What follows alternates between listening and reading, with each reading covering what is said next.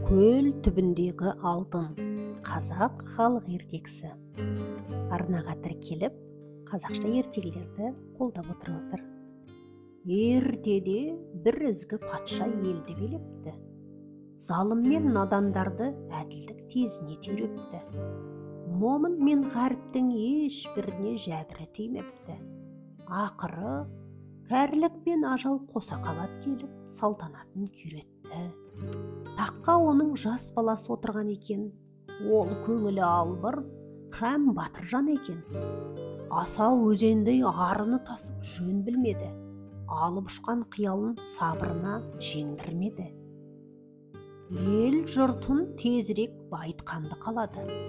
Ниетіне жетуге желеу болатын мақсатына лайық жанды қалады. Жер қайысқан әскер жиюды ойлады.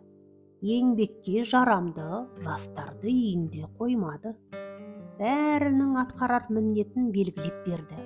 Әркімнің жұмысы мен шаруасын өздеріне еншілеп бөлді. Бірақ ел ішінде кәрі құртан, шал-шауқандар да жетерлік еді. Патша бұлар сәулетті, берекелі өмір үшін үлкен кедергі деді. Сөйтіп, санасына сұмдық бір ой ұялады. Қарттардың баршасын жатып ішер арам тамақ деп жариялады. Жасы 60-тан адамды өлтіруді бұйырды. Осылайша қаншама жазықсыз кісінің ғұмыры мезгілінен бұрын қиылды. Шат-шадыман қуаныш құрсан пышақ кескендей тыйылды. Халықтың ханға деген сый-құрметі суға сіңгендей сұйылды. Жұрт бұйрықты орындамайын десе, жас патшаның айбынынан қорықты. Бірақ қолдарын қанға былғағасын өкініп қатты торықты. Күн мен түн толассыз өте берді. Қариялар ажалынан бұрын өліп, о дүниеге кете берді. Ол патшаның малын бағатын бір қойшы бала бар еді. Жан дүниесі былғанбаған, нәрестедей пәк жан еді. Мұның да әкесінің жасы 60-тан асқан кез екен. Кеудесі толған қазына, бұрынғы жақсылардың көзі екен. Баланы ардың жолымен жүруге жетелеген сол кісінің сөзі екен. Сондықтан қойшының әкесін өлтіруге қолы бармады. Әміршісіне мойын сұнғанымен оның бұйрығын қабыл алмады. Мұны естіген патшаның ашу ызасы оянып кетті. Қойшысын дәргейіне алдыртып қаһарын төкті.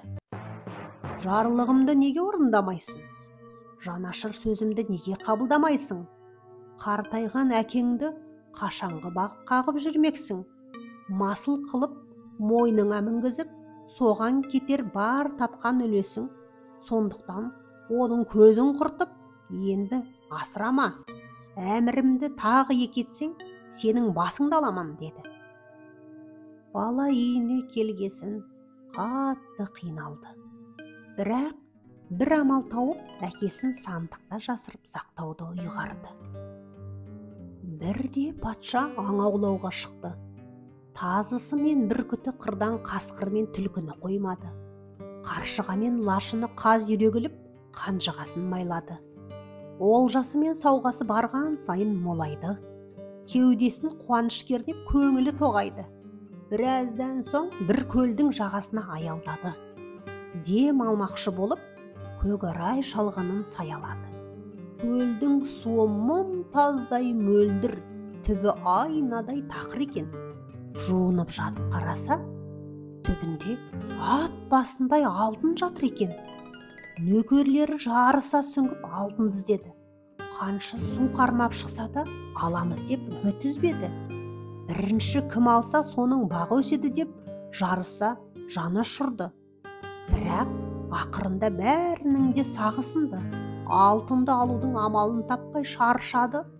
Хан қол астындағы бұқараға былай деп жар салды. Уа жарандар, жарандар, бәріңде бері қараңдар. Айна көлден алтын көрдім. Алтын шашқан жарқыл көрдім.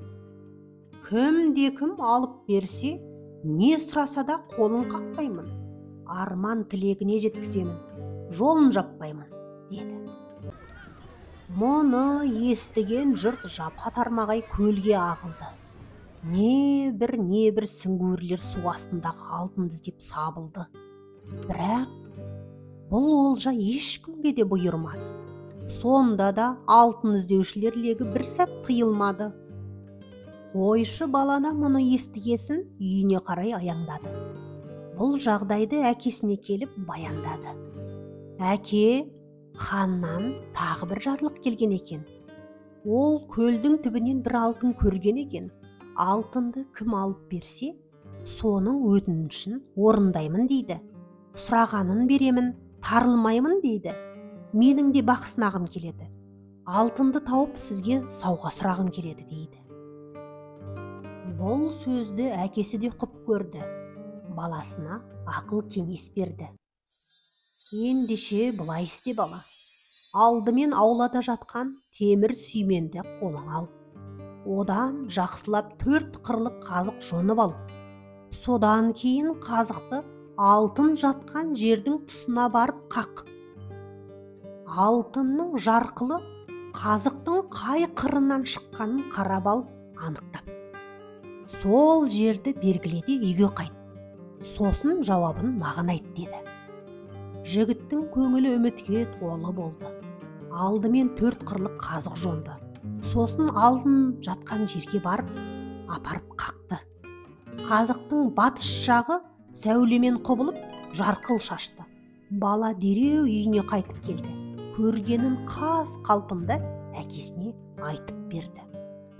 Сонда әкесі, олай болса алтын көлдің астында емес, батыс жақтағы таудың ұшар қиясында, шыңырау деген құстың ұясында, сонда жатыр ат басындай алтыны, көлге түсер көз шыдаспас жарқылы.